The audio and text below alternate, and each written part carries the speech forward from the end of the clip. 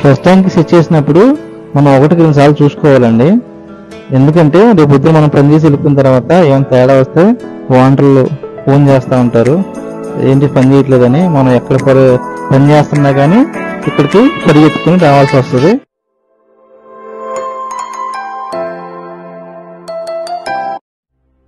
Hi friends అందరికీ, ఈరోజు మన వీడియో వచ్చి వెస్టర్న్ షూట్ కమోడ్ దాని సింపుల్ ప్రాసెస్ ఎలా సెట్ చేయాలి అనేది చాలా సింపుల్ గా చెప్తానండి.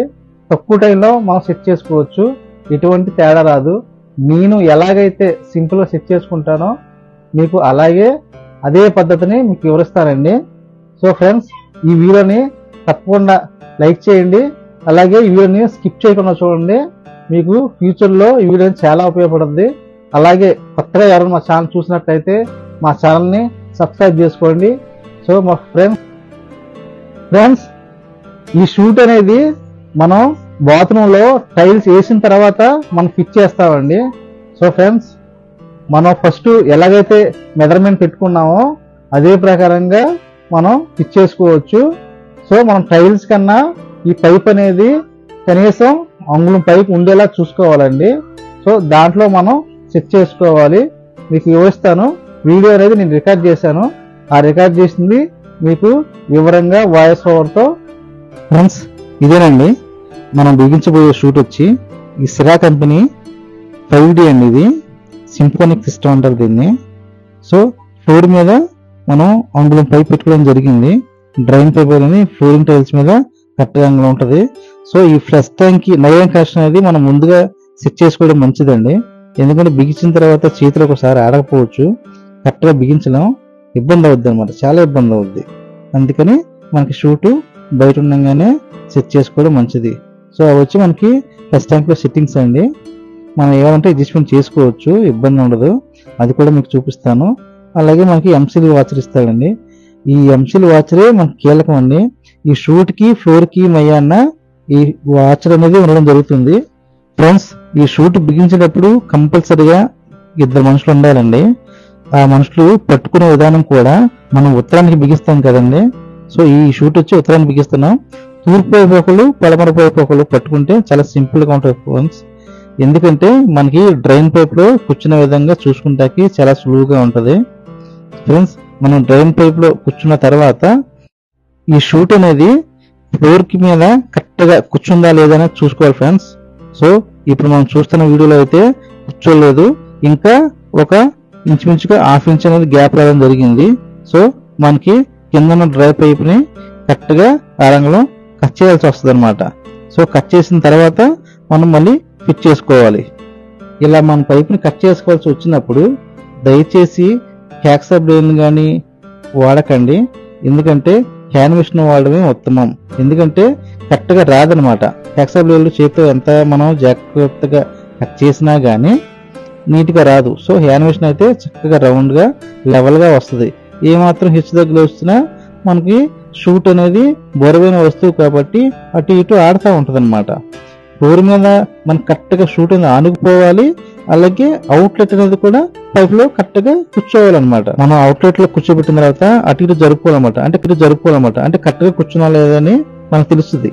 సో మనం కరెక్ట్ కూర్చోనుకోండి అటు ఇటు జరగదన్నమాట, ఎక్కువగా జరగదు. కొద్దిగా అటు ఇటు ఒక రంగంలో అటు ఇటు ఆడుతూ ఉంటది అంతే షూటు. సో ఇప్పుడు మనం అలాగే ఉంచి వాచర్, ఎంసీల్ వాచర్ అని చెప్పాను కదండి, మొత్తం అలా ఓపెన్ చేసి దీన్ని కొద్దిగా అటు వాల్తే చాలండి.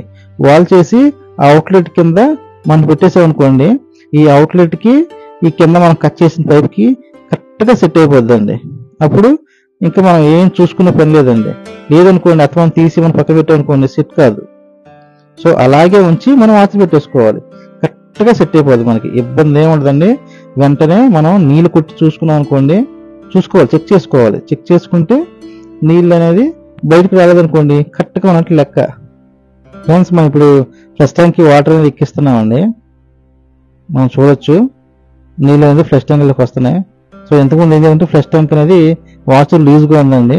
సో ఫ్రెండ్స్, ఇలా వాచర్ లూజ్ గా ఉన్నప్పుడు నైలాన్ టైప్ వాచర్లు అనేది ఎక్స్ట్రా ఉంటాయండి. మనం తీసుకొని ఇంకో వేరే వాచ్ తీసుకొని, సో కంపెనీ వాచర్ ఉండాలి, మనం ఎక్స్ట్రా వాచర్ కూడా ఉండి గట్టిగా టైట్ చేస్తే లీక్ అనేది జరగదు. సో మనం ఇప్పుడు ఫ్లష్ చేసాం, నీళ్ళు వచ్చేస్తున్నాయి. అయినా సరే మనం ఒకసారి నీళ్ళు పెట్టి ఫ్లష్ చేసుకొని చెక్ చేసుకోవాలండి. అప్పుడు మనకి ఈ ఫ్లష్ ట్యాంక్కి సెట్ చేసినప్పుడు మనం 1-2 సార్లు చూసుకోవాలండి.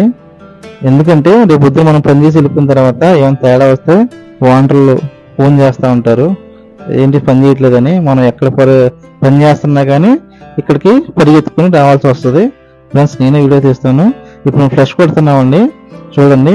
అలా ఫ్లష్ కొట్టిన తర్వాత కింద నీళ్లు వస్తున్నాయో అని మనం చూసుకోవాలి. సో ఏమీ నీళ్లు రావట్లేదు కాబట్టి మనకి ఈ కింద వాచ్ అనేది కరెక్ట్గా ఉందని మనకి అనుకోవాలి. లేదనుకోండి మనకి 50% వాటర్ బయటకు వచ్చేస్తుంది. మనం ఫ్లష్ చేసే ముందు చుట్టుపక్కల తడి అయితే మనం ఏదైనా గుడ్డ తీసుకుని శుభ్రం తుడుచుకోవాలండి. సో ఫ్రెండ్స్, ఇప్పుడు మనం తుడిచి మనం ఫ్లష్ చేసాం, దానివల్ల మనకి అది పొడిగా ఉండటం జరిగింది.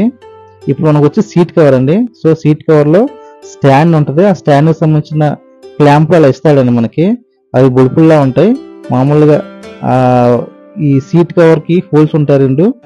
ఈ సీట్ కవర్ ఇచ్చిన స్టాండ్ని హోల్స్లో పెట్టి వాళ్ళు బోర్డులు ఇస్తాడు. ఆ బోర్డులు మనం పెట్టి సో చిన్న క్లిప్ ఉంటుంది, ఆ క్లిప్ పెట్టడం, ఆ స్టాండ్ పెట్టడం. ఆ స్టాండ్ పెట్టేటప్పుడు ఆ స్టాండ్ మామూలుగా ఆ హోల్స్లో ఇవి పెట్టి, అలాగే సీట్ కవర్ కూడా మనకి ఈ షూట్ కమోడ్ ఏ షేప్ అయితే వచ్చిందో అదే షేప్లో చుట్టూరు కరెక్ట్గా ఉండేలాగా పెట్టి సెట్ చేసుకుని అప్పుడు మనం స్టాండ్ సెట్ చేసుకుంటే లుక్ అనేది నీట్గా ఉంటుందండి. సో మీకు అది చూపెడతాను. మనం బిగిస్తున్నాడు, దాని స్టాండ్ అంటామండి. సీట్ కవర్ ఆ స్టాండ్కి ఫిట్ అయి ఉంటుంది అనమాట. సో అలా మనం టైట్గా ఫిట్ చేసుకోవాలి బోల్ట్ని. మనకి స్క్రూ డ్రైవర్ సహాయంతో టైట్ చేసుకుంటే కింద అలాగా లాకల్లా వాస తయారైపోతాయి. అలా పెట్టిన తర్వాత వెనకాల క్లిప్ ఉంటుంది, ఆ క్లిప్ని మనం టైట్ చేసామనుకోండి. సో మనం ఇప్పుడు షేప్ చూడండి, కరెక్ట్గా మనకు షేప్ ఉండదు. ఈ సీట్ కవర్ అనేది ఆటోమేటిక్గా స్లోగా అదే క్లోజ్ అయిపోద్దండి.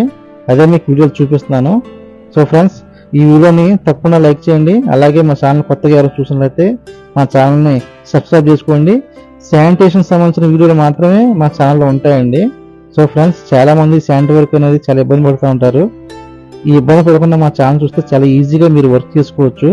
అలాగే మా వర్క్ అనేది చాలా పర్ఫెక్ట్గా ఉంటుందండి. సో మీరు కూడా అంతే పర్ఫెక్ట్గా చేసుకోవచ్చు. మా వీడియోని 1-2 నిమిషాలు చూడండి, చూస్తే మీకు చక్కగా అర్థం అవుద్ది. ఫ్రెండ్స్, మనం షూట్కి ఫ్లోర్కి మధ్యాహ్నం గ్యాప్ ఉంటుంది కదా, చిన్న గ్యాప్. ఆ గ్యాప్లో మనం బిర్లా వైట్ సిమెంట్ అనేది యూజ్ చేయాలండి. సో బిర్లా వైట్ సిమెంట్ అనేది ఫెవికాల్ లా పనిచేస్తుంది. సో అది యూజ్ చేసుకుంటే చాలండి. ఇంకేమి కింద సున్నాలు వేయడాలు, అలాగే వైట్ సిమెంట్ కేజీ ప్యాకెట్లు ఇంపెట్లు ఏం చేయవసరం. మళ్ళీ వీడియో పెద్దాం ఫ్రెండ్స్. Please subscribe.